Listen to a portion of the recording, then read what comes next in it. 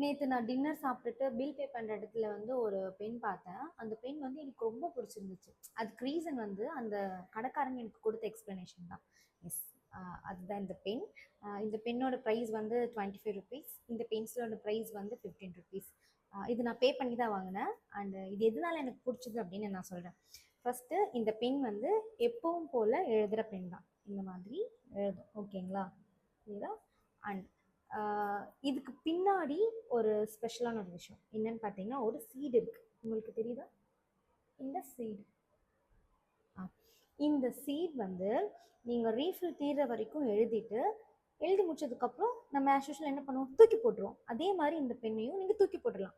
தூக்கி போட்ட இடத்துல இந்த சீடோட பேர் வந்து திருநீர் பத்தை உள்ளே இருக்கிற சீடோட பேர். அந்த இடத்துல அது செடி மாதிரி வந்துடும்.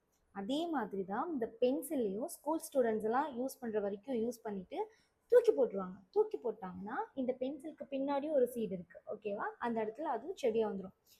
எனக்கு இது பார்க்கும்போது ரொம்ப பிடிச்சிருந்துச்சு. எனக்கு யூஸ்ஃபுல்லாகவும் இருந்துச்சு. அட் த சேம் டைம் எப்பவும் போல் தூக்கி போட்டால் ஒரு ப்ளஸ் பாயிண்ட்டாக ஒரு செடி வருதுன்னு சொன்னதும் எனக்கு பிடிச்சிருந்துச்சு. ஸோ அதனால் நானே வந்து பே பண்ணி இந்த பென்னும் பென்சிலும் வாங்கிட்டேன்.